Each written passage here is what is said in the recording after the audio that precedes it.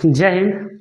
आइए, कहा गया है कि सीनों में अभी जान बाकी है, सीना में अभी जान बाकी है, हौसलों की अभी उड़ान बाकी है। अभी तो नापी है हमने मुट्ठी भर जमीन, नापना अभी पूरा आसमान बाकी है। तो चलिए इन्हीं मोटिवेशन के साथ हम लोग चलते हैं।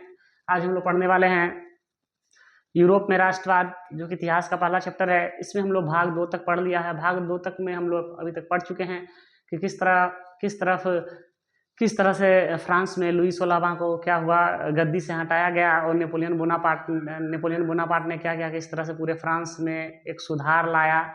और उसके बाद हम लोग ये भी पढ़ लिए कि किस तरह से फिर फ्रांस में पुनः राजतंत्र फिर से कायम हो गया। जिस तरह से लुई 16वां का शासन था वह फिर वियना कांग्रेस के द्वारा क्या हुआ, वियना सम्मेलन के द्वारा फिर क्या होता है कि फिर से लुई 16वां के तरह जैसे पहले का व्यवस्था था वैसा ही क्या कर दिया गया है, मेटरनिक के द्वारा ये सभी व्यवस्था ला दिया गया है। तो आज हम लोग अब अभी का अध्याय में जो अभी का जो आज हमारा जो आज का जो टॉपिक है, आज हमारा जो भाग है, इसमें आज हम लोग पढ़ने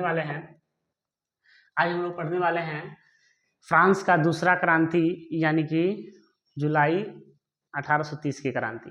तो हम लोगों को सभी को जैसा कि पता है कि फ्रांस में 3 क्रांति हुआ। इसमें सबसे पहला क्रांति है 1789 का क्रांति, जिसको हम लोग पढ़ लिए। इसके यह जो हुआ था लुई 16वां के खिलाफ हुआ था, ठीक है, ये हमने पढ़ लिया।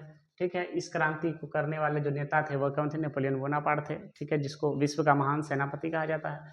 ये पढ़ लिया। इसके बाद आज हम लोग देखिए, और इसके बाद आपने ये देखा कि किस तरह से वाटरलू का मैदान में नेपोलियन बोनापार्ट का युद्ध होता है मित्र राष्ट्रों से, और नेपोलियन बोनापार्ट को क्या करता है, हेलेना नाम के द्वीप पर क्या करता है, उसको ले जा करके फेंक देता है, जहाँ पे उसका मृत्यु हो जाता है। और फिर से फ्रांस में क्या होता है, राजतंत्र कायम हो जाता है। और वो राजतंत्र जो था फिर लुई 16वां की तरह ही था जनता के भलाई में नहीं था, जनता के हित में नहीं था। तो फिर से जनता ने वहाँ पे क्या किया, देखिए फिर से एक जो है नया क्रांति होगा, जिसको हम लोग क्या कहेंगे, जुलाई 1830 का क्रांति कहेंगे। तब हम लोग देखते हैं कि फिर से अब फ्रांस में जुलाई 1830 का क्रांति क्या कारण है, जिसके कारण हुआ और कैसे हुआ। आइए हम लोग इसको क्या करते हैं, समझने का प्रयास करते हैं। तो देखिए, तो जुलाई 1830 की क्रांति का शुरुआत जो है इसको हम लोग पढ़ते हैं। देखिए, तो सबसे पहले तो इसके बाद क्या हुआ, जब 1815 में वियना सम्मेलन हुआ, तो उस तरह से वियना सम्मेलन हुआ, तो फिर क्या हुआ, वियना सम्मेलन में फिर से क्या किया गया, लुई 18वां को, वही बुर्बो वंश का जो लुई जिस नाम में लगा होगा वह बुर्बो वंश का ही होगा। फिर से क्या, लुई 18वां को फ्रांस का क्या बना दिया गया, राजा बना दिया जाता है। इस तरह से क्या होता है, नेपोलियन बोनापार्ट को जब हेलेना नाम का द्वीप पर फेंक दिया जाता है, और फिर से फ्रांस में क्या करता है, राजतंत्र आ जाता है। और फ्रांस का राजा इस समय कौन बनता है, लुई 18वां, जो कि लुई 16वां के ही वंश से हैं। हाँ, ये क्या करते हैं, वहाँ का राजा बनते हैं। इसके राजा बनने के बाद इसने देखिए क्या किया, इसने समान अभिजात्य वर्ग की स्थापना किया। इसने समान अभिजात्य वर्ग की स्थापना किया। और अब देखिए, अगर बताया जाए कि बुर्बो वंश के जितने भी राजा थे वो सब का सब अच्छे नहीं थे, कोई भी अच्छे नहीं थे, सब प्रतिक्रियावादी थे, निरंकुश थे, जनता के हित में कोई भी नहीं सोचते थे। लेकिन अगर सवाल आपसे पूछा जाए कि बुर्बो वंश में कौन सा ऐसा राजा था जो कि ठीक था, जनता के बारे में सोचता था, जनता का भलाई किया, तो देखिए लुई 14वां, लुई 15वां, लुई 16वां के बारे में तो आपको पता ही है किस तरह घटिया सोच रखते थे। लेकिन मैं बता दूं कि 1815 में जब लुई 18वां जो फ्रांस का एक राजा बना, भले ही ये बुर्बो वंश का है, लेकिन ये बहुत ही एक प्रजावत्सल, अर्थात प्रजा को पुत्र की तरह मानने वाले और राज को अपना कर्म की तरह, धर्म की तरह मानने वाले राजा थे। बड़ा अच्छा कुछ काम इसने सुधार फ्रांस में किया। इसने क्या किया, समान अभिजात्य वर्ग की स्थापना की। समान अभिजात्य वर्ग का मतलब होता है कि इसने क्या किया, समाज में सभी को क्या किया, समान अधिकार दिया। ठीक है, चलिए, और आपको बता दें कि अच्छा लोग ज़्यादा दिन तक नहीं टिक पाता है। ठीक है, ये अच्छा कानून लाया कुछ, लेकिन ये अच्छा लोग जो होते हैं वो ज़्यादा दिन तक समाज में नहीं टिक पाते हैं, बुरे लोगों के नज़र में खटकने लगते हैं। तो हुआ यही, ये लुई 18वां 1815 में ही क्या बना था, फ्रांस का राजा बना था। लेकिन कुछ ही दिन बाद 1824 में इसकी क्या होती है, मृत्यु हो जाती है। या ठीक है, लिखा तो ऐसा ही मृत्यु हो जाती है, लेकिन मृत्यु हो जाती है कि मार दिया जाता है। ठीक है, ऐसा कुछ हो सकता है यहाँ पे। और ये अच्छा आदमी था, अच्छा कुछ करना चाहता, लेकिन ये ज़्यादा दिन नहीं चला फ्रांस में। 1824 में इसकी क्या हो जाती है, मृत्यु हो जाती है। तो इसकी मृत्यु हो जाने के बाद अब फ्रांस का गद्दी खाली हो जाता है, तो फिर एक राजा बनेगा नया। तो इसके बाद क्या होता है, जब गद्दी खाली हो जाती है तो फिर वहाँ का नया सम्राट जो बनता है वो चार्ल्स दसम बनता है। कौन बनता है, लुई 18वां के मर जाने के बाद फ्रांस का नया सम्राट बनता है कौन? चार्ल्स दसम बनता है। और ये चार्ल्स दसम कौन है आप पूछिएगा, तो ये कहीं ना कहीं राजा का ही वंश से ताल्लुक होना चाहिए ना, राजा राजतंत्र था तो राजा का ही कोई ना कोई बनेगा। तो ये जो चार्ल्स दसम है, तो ये देखिए ये कौन है? लुई 18वां जो है इसका चचेरा भाई था, ठीक है, चचेरा भाई था। ये अब क्या करता है, लुई 18वां की जगह 1824 में क्या बनता है, वहाँ का सम्राट बन जाता है कौन? चार्ल्स दसम कहिए, या इसको चार्ल्स 10 भी कहिए, हैं, इस तरह से लिखा रहता है यहाँ है चार्ल्स, हाँ इसको 10 कह सकते हैं, या इसको दसम कहिए, या एक्स भी बहुत जगह बोलता है, चार्ल्स एक्स कहिए इसको, चार्ल्स 10 या चार्ल्स दसम भी कहा जाता है इनको। तो ये कौन था? ये जो पुराने सम्राट थे लुई 18वां, उनके कौन थे? चचेरा भाई थे। ये अब वहाँ के क्या हुआ, फ्रांस के राजा बन जाते हैं, सम्राट बन जाते हैं। सम्राट किसे कहते हैं? देखिए सम्राट जो होता है ना, सम्राट जो एक शब्द है, ठीक है, सम्राट राजा से बड़ा होता है। सम्राट का मतलब होता है बहुत सारे राजा इसके अंदर होते हैं, राजा से भी बड़ा होता है, ठीक है। तो ये देखिए सम्राट बन जाता है चार्ल्स दसम, और ये बना। और ये चार्ल्स दसम ठीक नहीं थे, जो कि निरंकुश थे, निरंकुश था चार्ल्स दसम यानी चार्ल्स 10 प्रतीक। अब ये ठीक नहीं था, चार्ल्स 10 ठीक लोग नहीं था। ये क्या था, ये क्या था, निरंकुश था, यानी ये किसी के अंदर नहीं रहता था। ये भी पूरा लुई 16वां की तरह था, हैं। तो इसके बाद क्या, और इसने फिर क्या करता है, प्रधान, ये क्या, ये तो सम्राट है, शासन तो ये करेगा, ये सिर्फ शासन करेगा। तो ये क्या करेगा, प्रधानमंत्री बनाता है। जो चार्ल्स दसम प्रधानमंत्री किसको बनाता है, तो देखिए ये पोलिग्नेक नाम का आदमी जो है, पोलिग्नेक को क्या बनाता है, प्रधानमंत्री बनाया।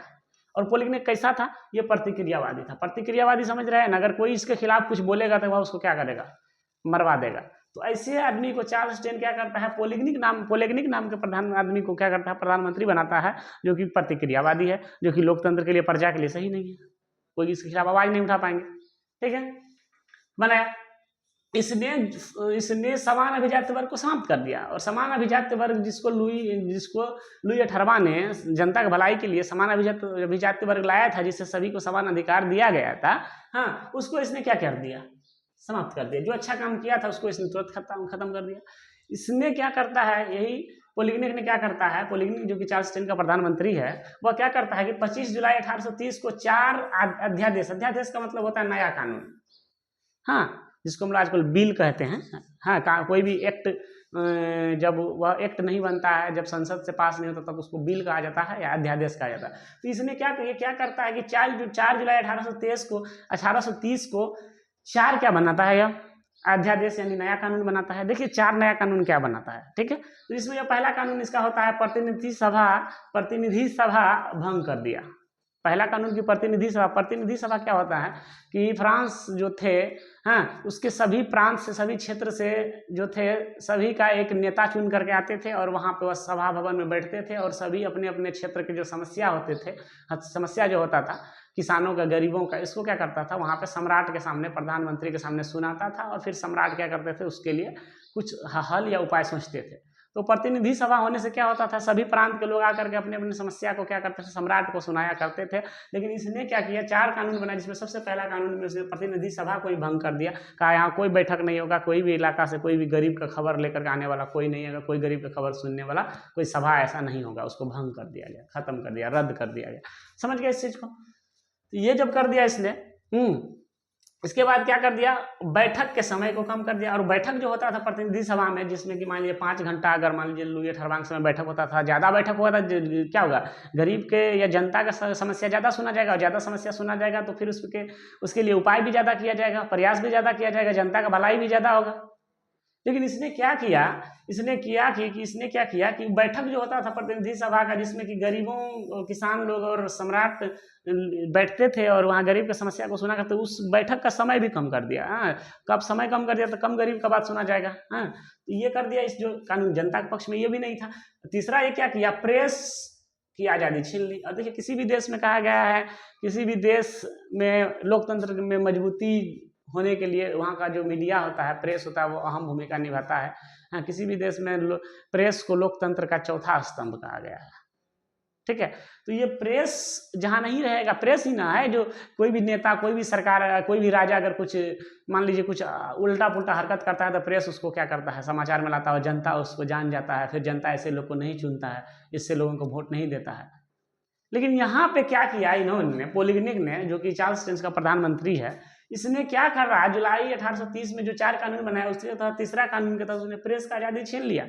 प्रेस का आज़ादी नहीं, प्रेस है और वो आज़ाद ही नहीं रहेगा तो फिर क्या फ़ायदा, वो क्या खबर दिखाएगा। तो आज़ादी छीन लिया, वो क्या खबर तुम नहीं दिखा सकता। खबर दिखाना है अगर तो तुमको राजा के खिलाफ खबर तुम नहीं दिखा सकता, कोई भी सम्राट के खिलाफ, कोई भी राज्य के खिलाफ कोई भी बुरा जो समाचार होगा वो नहीं दिखा सकता है। राजा बुरा कर रहा है ये तुमको नहीं दिखाना है, हाँ, ये तुम नहीं दिखा सकता है प्रेस में। अगर कोई भी चीज़ तुमको छापना है अखबार में तो पहले राजा से पूछना पड़ेगा, सम्राट से पूछना पड़ेगा। अब जब राजा कोई बुराई करेगा, अत्याचार करेगा, भ्रष्टाचार करेगा और प्रेस उसको छापेगा नहीं तो फिर जनता जानेगा कैसे। और इसने ऐसा कानून ला देगा कोई भी चीज़ छापना है तो पूछ करके राजा से, और जो बात राजा का बुराई होता था वो राजा उसको छापने से मना कर देता था। अगर जो प्रेस छाप दिया तो उसको दंड, जुर्माना या सजा दिया जाता था। तो ये तीसरा कानून ऐसा लाया, बताया इससे क्या होगा, जनता आक्रोशित होगा या नहीं होगा, क्योंकि जनता सच से बहुत दूर हो जाएगा, सच से कोसों दूर हो जाएगा जनता। ठीक है, तो ये हुआ यहाँ पर प्रेस की आज़ादी को छीन लिया। चौथा क्या दिया, वोट देने का आज़ादी। जो वोट देने का आज़ादी था, आप लोग देखे थे ना, नेपोलियन बोनापार्ट जब वहाँ पे लुई 16वां को काट दिया था, वो जब सब वहाँ पे बने थे, जब फ्रांस का जो वो बने थे राजा, जब सम्राट बने थे, अपने अंदर कानून लिए थे, फ्रांस के गद्दी को संभाला, तो उसने वोट देने का अधिकार भी लोगों को दिया था, काम का घंटा तय किया था, मजदूरी सब तय किया था। इसने क्या किया, वो सब खत्म कर दिया, वोट देने का आज़ादी भी छीन लिया। ठीक है, इसके बाद तो बोलिए इतना जो ये 4 कानून बनाया, पहला कानून के तहत इसने क्या किया, प्रतिनिधि सभा को भंग कर दिया। दूसरा कानून के तहत इसने बैठक के समय को कम कर दिया। तीसरा कानून बनाया कि प्रेस का आज़ादी नहीं रहेगा, प्रेस कुछ भी राजा या राज्य से संबंधित जितने भी अधिकारी मंत्री हैं उसके खिलाफ वो कितनी भी बुराई करे, कितनों भी जनता के साथ कुछ भी करे, वो नहीं छाप सकता है। और चौथा जो कानून लाया उसने क्या किया, उसके तहत क्या किया, वोट देने का अधिकार ही सबको छीन लिया। हाँ, तो इससे जनता, आप ही बताइए, जनता खुश होगा कि नाराज होगा। तो सिंपल सा इसका जवाब होगा कि जनता इससे क्या होगा, नाराज होगा। तो देखिए जनता क्या होता है, इस पर नाराज होता है और विद्रोह करता है। तो देखिए हम लोग ये कानून कब बनाया था, तो ये कानून बनाया था कब, तो ये कानून बनाया था कब, तो ये कानून आपको बना था कब, 25 जुलाई को। कब बना था, 25 जुलाई, यहाँ पर देखिए 25 जुलाई, ये कानून 25 जुलाई 1830 को बना था। और 3 दिन बाद 28 जुलाई, 3 दिन बाद 28 जुलाई को इस आदेश अर्थात इस नए कानून के खिलाफ फ्रांस की जनता क्रांति कर दिया, आंदोलन कर दिया, हाँ, मार झगड़ा कर दिया।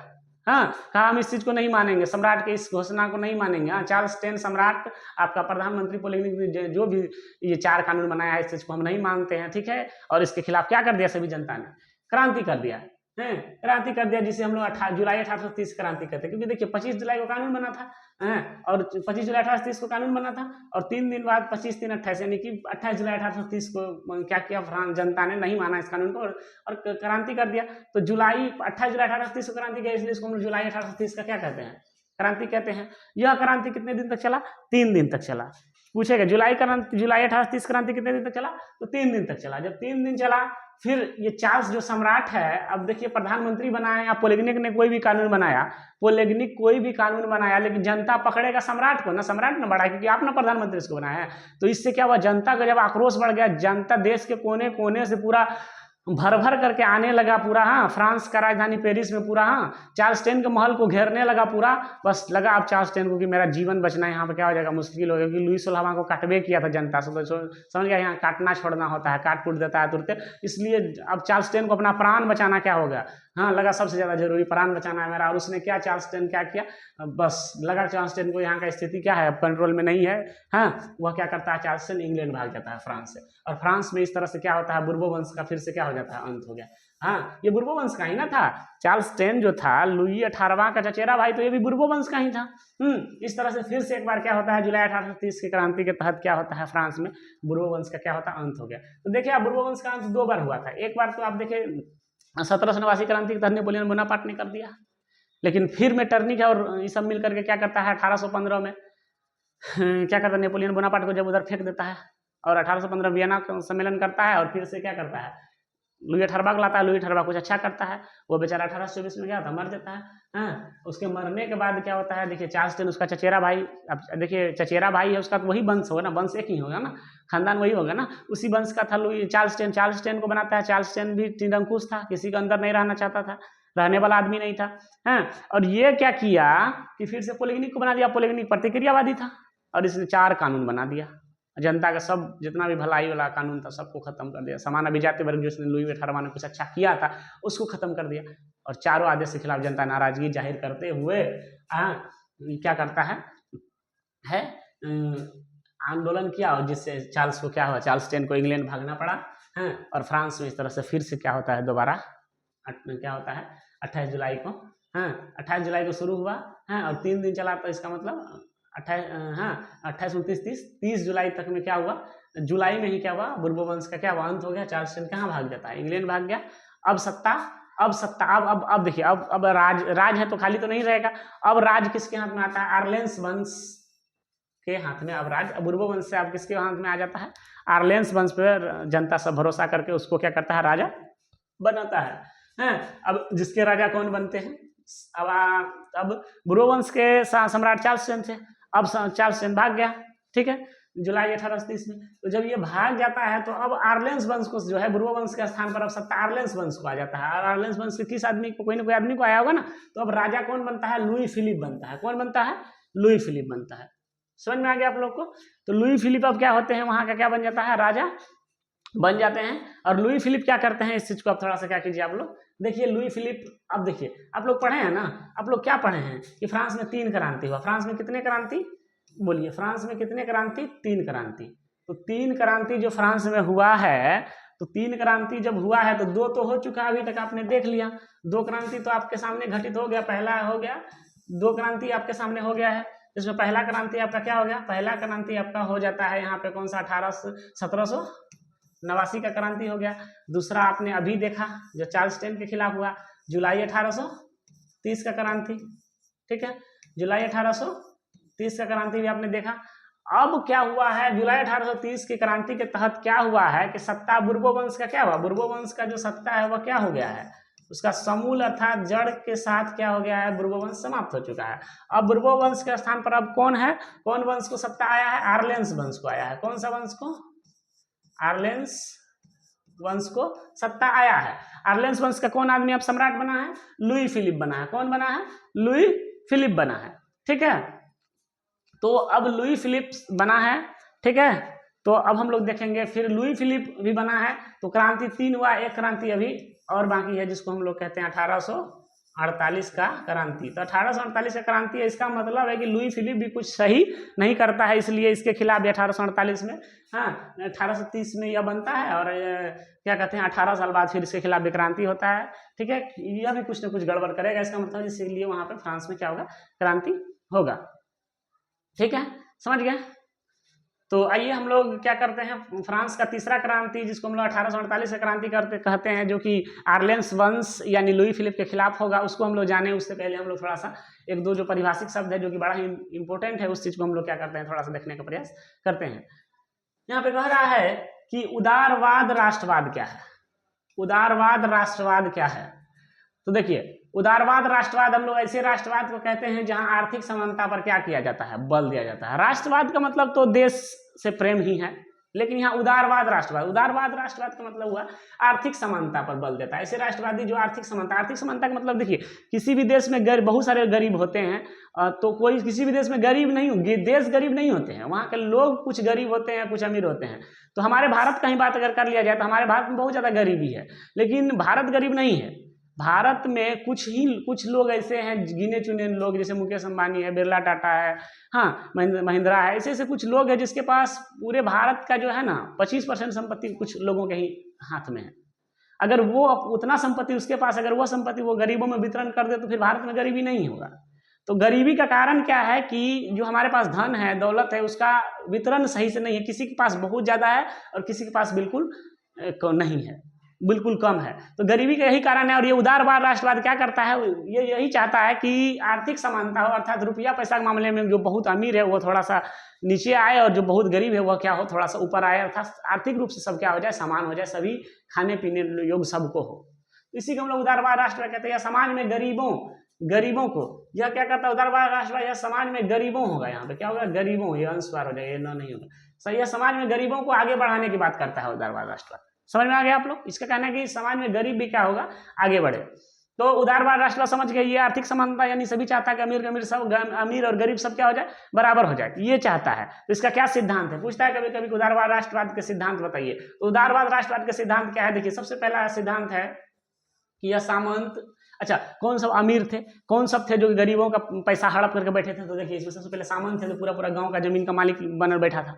हाँ सामंत, उसके बाद पादरी का, चर्च का पुजारी हैं, और ये सब क्या था ये जो सामंत पादरी और चर्च के खिलाफ था उदारवाद, क्योंकि ये सब पैसा यही पादरी उदरी के पास और सामंत के पास होता था, इसलिए इसका खिलाफ था। पहला सिद्धांत इसके खिलाफ था उस, ठीक है।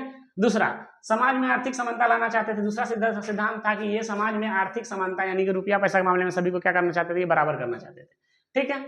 इसके बाद निजी संपत्ति की सुरक्षा पर बल देते थे कि निजी संपत्ति जिसका है, भाई भी किसान का जमीन है तो किसान का ही रहना चाहिए, हाँ इसको राजा नहीं छीने, राजा छीन के किसी भी गांव में किसी भी किसान को, किसी सामंत को नहीं दे, हाँ इस पे ये बल देते थे। इसका ये कहना था कि निजी जमीन जो है किसान का, मेहनत किसान करता है, जमीन किसान का है, तो इसका मालिकाना हक भी किसान को ही होना चाहिए, ताकि अगर मजबूरी पड़े कभी इंसान को तो इस जमीन को बेचने का अगर परिस्थिति आ जाता है तो वह बेच करके अपने समस्याओं से क्या कर सके, लड़ सके, सुलझ सके। इसलिए इसने क्या किया, निजी संपत्ति की सुरक्षा पर बल दिया। ये आप लोग समझ गए। इसके बाद क्या कहा, मुक्त, किसी भी देश में कोई भी आगे तब बढ़ेगा जब मुक्त व्यापार पर बल देता। मुक्त व्यापार का मतलब यहाँ पर व्यापार करने पर टैक्स नहीं लिया जाए, हाँ जिससे क्या होगा, सब लोग व्यापार करेगा, और व्यापार करेगा तो फिर क्या होगा, आर्थिक रूप से देश मजबूत होगा। तो ये मुक्त व्यापार पर यानी टैक्स फ्री व्यापार पर बल देते थे। ये जो आप लोग समझ, यही 4 सिद्धांत उदारवाद राष्ट्रवाद के हैं, ठीक है। तो अब हम लोग क्या देखें, तो हम लोग अभी तक देखे हैं, इस बीच में आप देखिए थोड़ा सा ये उदारवाद राष्ट्रवाद था उसको हम बता दिए।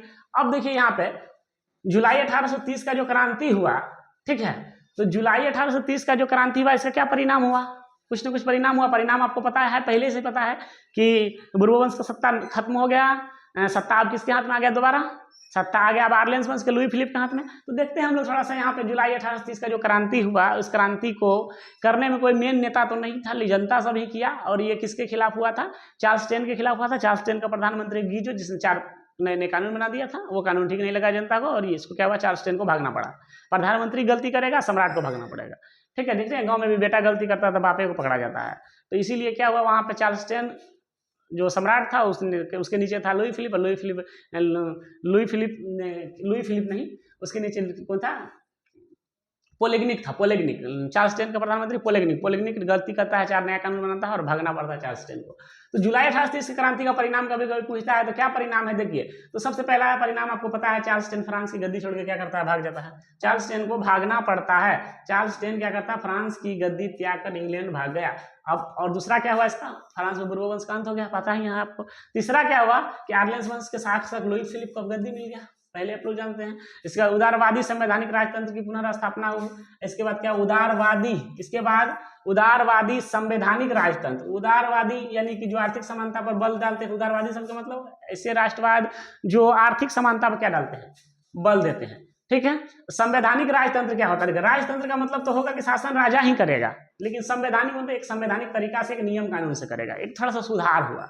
आर्लेंस वंश के लुई फिलिप के हाथ में सत्ता आया, और जुलाई 1830 क्रांति की इतना तो असर जरूर पड़ा कि राजतंत्र ही रहा, लेकिन राजतंत्र संवैधानिक अर्थात कानूनी हिसाब से होगा। जैसे मन तैसे राजा, जो कानून, राजा का पत्नी, राजा का बेटा, जो मन सो कानून नहीं बना सकेगा, वो संवैधानिक हिसाब से राजा राज को चलाएगा। इसका स्थापना हुआ। 5वां क्या इसका परिणाम हुआ, 1830 क्रांति के मेटरनिक व्यवस्था को चुनौती मिला। मेटरनिक ने जो किया था ना, वियना सम्मेलन 1815 में कर करके पूरा जो नेपोलियन बोनापार्ट ने जितना अच्छा काम किया था उसको ध्वस्त कर दिया था, उस मेटरनिक को थोड़ा सा मुंह पे तमाचा लगा एक तरह से, उसको चुनौती मिला एक तरह से, ठीक है। ये हो गया, ये आप लोग समझ गए। तो आपने पढ़ा कि जब फ्रांस में 3 क्रांति हुआ तो 2 तो समझ गए। अब तीसरा क्रांति जो है हम लोग उसके ओर आते हैं। हम लोग फ्रांस का तीसरा क्रांति यानी 1848 के क्रांति का शुरुआत अब हम लोग पढ़ते हैं, कैसे होता है देखिए। तो क्या होता है यहाँ पे, लुई फिलिप जो आर्लेंस वंश का है, वो कब प्रधानमंत्री बनता है फ्रांस का, वो बनता है जुलाई 1800 कितना में बनता है, 30 में बनता है। 1830 से लेकर के 1848 तक यह शासन करता है, अर्थात 18 साल ये चलता है। और इससे कुछ गड़बड़ी हो जाता है, कुछ गलती हो जाता है, जिसके कारण इसको भी क्या होता है, एक समय होता है कि इसके खिलाफ फ्रांस में एक क्रांति हो जाता है, जिसको 1848 का क्रांति कहते हैं। देखते हैं कैसे होता है, आइए देखते हैं। तो कहता है कि लुई फिलिप जो आर्लेंस वंश का था, इसने 1840 में, लुई फिलिप क्या था, सम्राट था, तो प्रधानमंत्री बनाएगा अपने अंदर।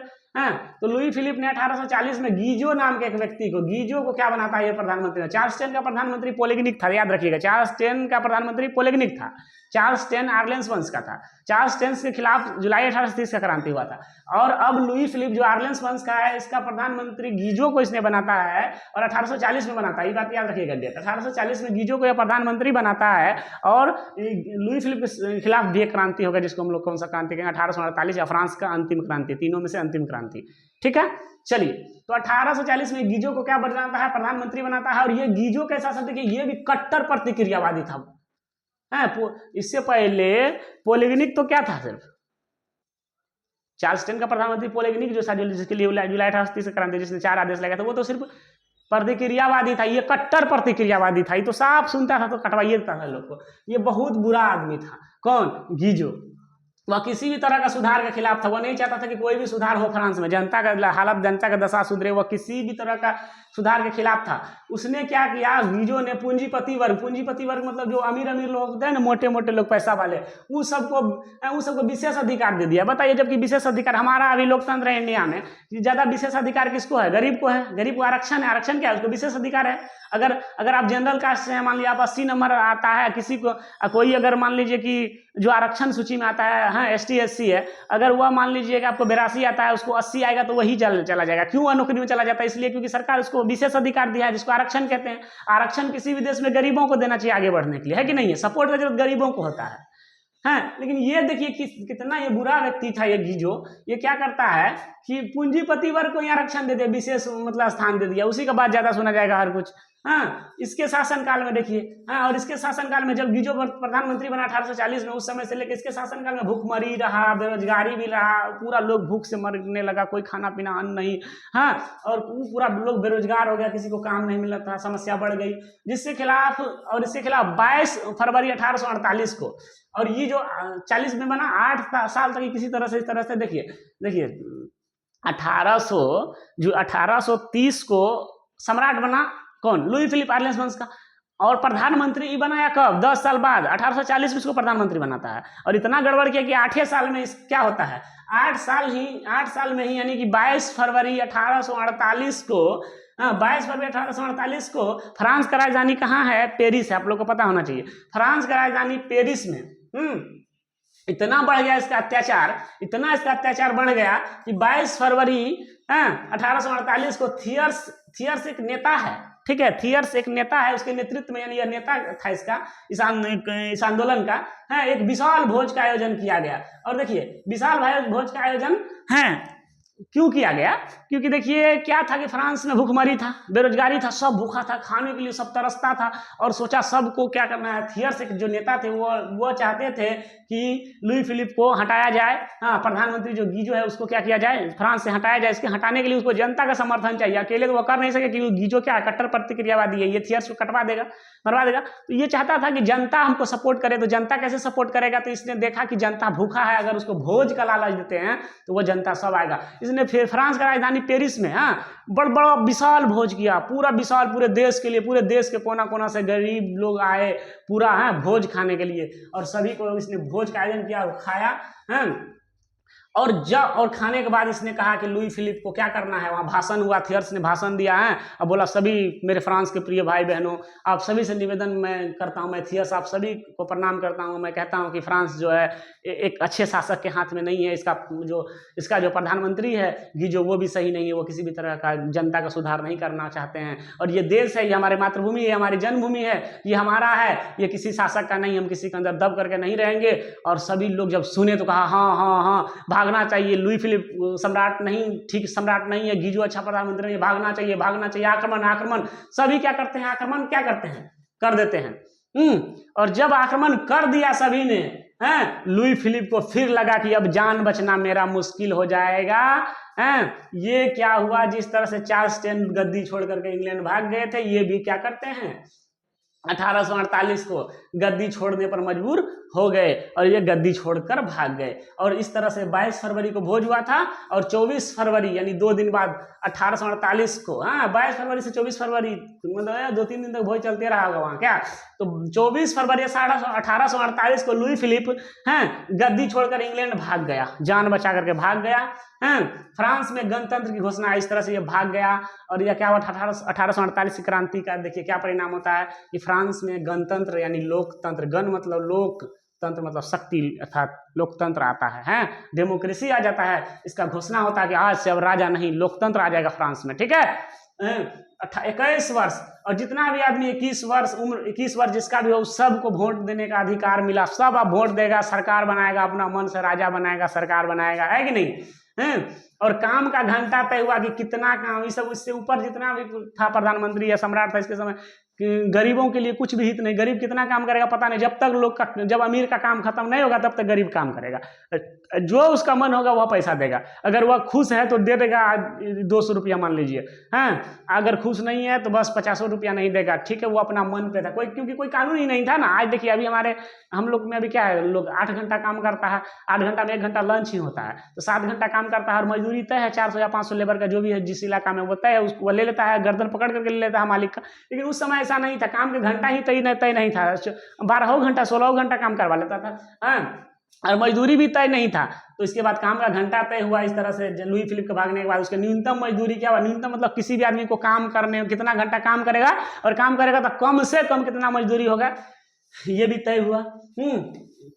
कुछ दिनों के बाद अब देखिए इस तरह से क्या हुआ, फ्रांस बुरे शासकों से आजाद हुआ। कुछ दिनों बाद गणतंत्रवादी का नेता, अब देखिए ये फ्रांस को जो आजाद किया था, ठीक है, इसमें एक नेता नहीं था, हाँ कई तरह के नेता थे। जैसे भारत जो आजाद हुआ तो भारत को आजाद करने में भी 2 तरह के दल थे, गरम दल और नरम दल। गरम दल में गरम दल में आपको भगत सिंह ये सब आते थे, आते थे, हाँ नाथूराम गोडसे ये सब थे, हाँ सुभाष चंद्र बोस, चंद्रशेखर आजाद ये सब क्या थे, गरम दल के थे। इसका कहना था मार काट करके हम अंग्रेज को भगाएंगे। और नरम दल थे, इसमें गांधी जी थे, ये कहता था नहीं हम लोग क्या करेंगे, उसको मारे बिना हम लोग शांति के साथ उसको क्या करेंगे, भगा देंगे। तो उसी तरह से ये फ्रांस में भी जो लोकतंत्र आया इसमें भी 2 तरह का नेता था। एक गणतंत्रवादी नेता था, एक नेता था गणतंत्रवादी।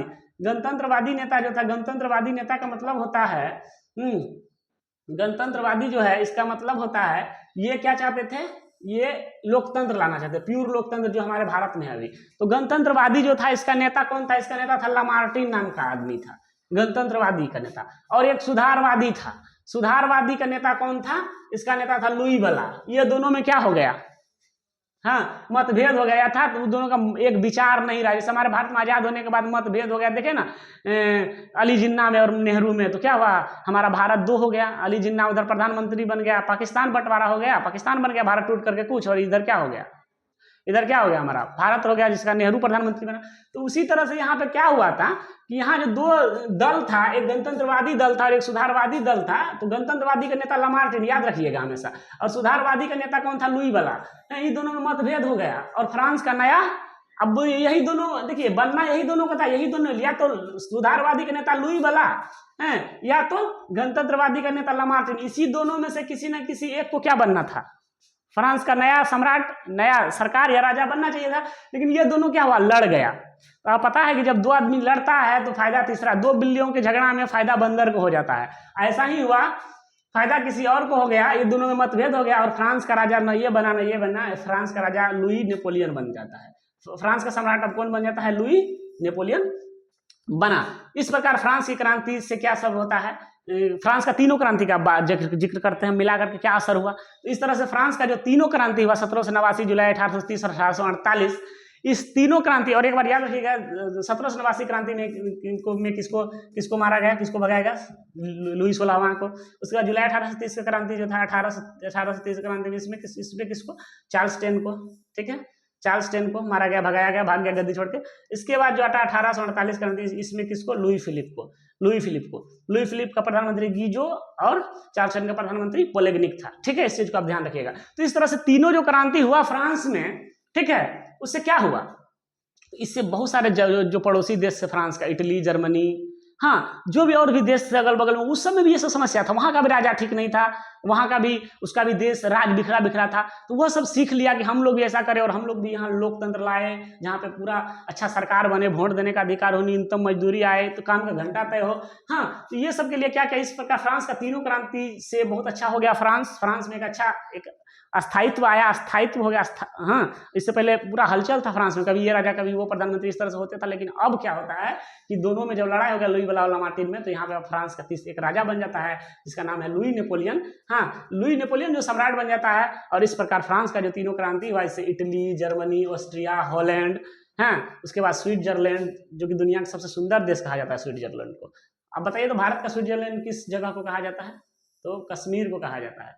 हाँ, अर्थात सबसे सुंदर भारत का जगह कश्मीर है, ठीक है। लेकिन हम लोग का गांव भी किसी से कम नहीं है क्या? देखिए, गांव आकर के गांव भी हर जगह कश्मीर से कम नहीं होता है, ठीक है। उसके बाद डेनमार्क, स्पेन, पोलैंड, आयरलैंड तथा इंग्लैंड, ये भी प्रभावित हुआ, अर्थात इस पर असर पड़ा कि जब फ्रांस का लोग ऐसा कर सकता है, अपना राजा के खिलाफ आवाज उठा सकता है, जबकि ऐसे ऐसे कट्टर राजा हैं, तो हम लोग क्यों नहीं उठा सकते हैं? हम लोग राजा को क्यों नहीं हटा सकते हैं? हम लोग क्यों नहीं लोकतंत्र ला सकते हैं? हम लोग अपने देश में क्यों सुधार नहीं ला सकते हैं? इस तरह से क्या होता है कि सभी ने क्या किया, हाँ, सभी ने सबक लिया, इन सभी देशों ने, जिसका नाम आप लोग देखें यहाँ पे हैं, जिसमें कौन सा, Italy, Germany, Austria, Holland, Switzerland, Denmark, Spain, Poland, Ireland और इंग्लैंड, ये सब हुए। तो 1848 की क्रांति आप लोग देख लिए। कुल मिलाकर 1848 का जो क्रांति हुआ, तो 1848 की क्रांति के तहत किस वंश का नाश हुआ? तो आर्लेंस वंश का नाश हुआ। कौन सा सम्राट का? तो सम्राट का नाम क्या था यहाँ पर? तो यहाँ पे सम्राट था आपका लुई फिलिप, और लुई फिलिप का प्रधानमंत्री कौन था? गीजो। ये सब के तो पूछता है क्वेश्चन, 1848 की क्रांति जो हुआ, इसका क्या कारण? कारण तो आप चलिए एक बार एक कारण अलग से देख लेते हैं। तो क्या कारण था? तो आप लोग को पता ही है कि लुई फिलिप का कमजोर नीति, इसका नियम ठीक नहीं था, कमजोर था। लुई फिलिप द्वारा सबसे बड़ा कारण क्या है क्रांति का? लुई फिलिप ने गीजो होगा यहाँ पे, गीजो जो कि प्रतिक्रियावादी को प्रधानमंत्री बना दिया। ये सही लोग को प्रधानमंत्री नहीं बनाया, इसलिए ये क्या होता है यहाँ पे, यह क्रांति होता है। और उसके बाद कहता है किसी भी प्रकार का सुधारात्मक काम नहीं करना। अगला क्रांति का कारण है कि यह राजा जो था, प्रधानमंत्री जो बना गीजो लुई फिलिप का, वह किसी प्रकार का सुधारात्मक तथा सुधार वाला काम नहीं करना चाहता था, जिससे कि जनता का दशा हालत सुधरे। और अगला कारण है, चौथा कारण है 1847 के क्रांति का, कि ये केवल पूंजीपति वर्ग को साथ रखा था, पूंजीपति वर्ग को आरक्षण दे दिया था ढेर, हैं, बताइए। और इस पांचवा कारण है कि लुई फिलिप का जो विदेश नीति है वह ठीक नहीं था। विदेश से इसके शासनकाल में इसका संबंध जो है अच्छा नहीं रहा, विदेश से इसका संबंध बिगड़ते गया। और छठवां और सबसे ताकतवर जो कारण है वो है बेरोजगारी और भुखमरी था। इसलिए यहाँ का जनता ने क्या किया, क्रांति कर दिया। और देखिए इस तरह से क्या करता है, थियर्स जो है पेरिस में भोज करता है और सभी लोग आता है, और लुई फिलिप को गद्दी छोड़ करके भागना पड़ता है। और इस तरह से लुई नेपोलियन क्या करता है, यहाँ का बहुत बन जाता है, राजा बनता, सम्राट बनता है, ठीक है। और इस तरह से फ्रांस अब आराम हो गया है फ्रांस में। अब क्रांति का दौर रुक चुका है, फ्रांस एक अच्छा हो गया है, मजबूत हो गया है। हाँ, तो अब हमने देखा कि फ्रांस में जो तीनों क्रांति हुआ, तो इन तीनों क्रांति से क्या होता है, जब खरबूजा को देखकर खरबूजा रंग बदलता है। तो फ्रांस में जब इस तरह से क्रांति हो रहा है, हाँ, तो इससे अब क्या होता है, और सब देश जो पड़ोसी देश है, जैसे इटली है, जर्मनी है, ये सब भी सीख लेगा। इटली जो था, ये इटली जो है बगल में पड़ोसी, हाँ, ये इटली भी टूटा था, बहुत सारे राज्यों में टूटा हुआ था, बहुत सारा राज, कुछ इसका राज को फ्रांस के अंदर था, कुछ फ्रांस इसके अंदर था, क्योंकि फ्रांस का राजा नेपोलियन हुआ था तो वो सबको हड़प हड़प करके नहीं सुधार कर रहा था। कुछ इसका राज फ्रांस के पास है, कुछ ऑस्ट्रिया के पास है, इधर उधर इसका बिखरा हुआ है। तो इटली अब खुद को जो बिखरा हुआ है, टूटा हुआ है, यह भी अब एक करने का प्रयास करेगा। तो अब हम लोग क्या करेंगे, अगले भाग में, अगले पार्ट में अब हम लोग क्या करने वाले हैं, इटली के एकीकरण को पढ़ेंगे कि इटली अब जो टूटा हुआ है वो किस तरह से एक होता है, ठीक है। तो आइए अब मिलते हैं हम लोग अगले पार्ट में, तब तक आप लोग मन लगा के पढ़िए, कुछ अच्छा कीजिए, ठीक है। मिलते हैं अगले पार्ट में। जय हिंद।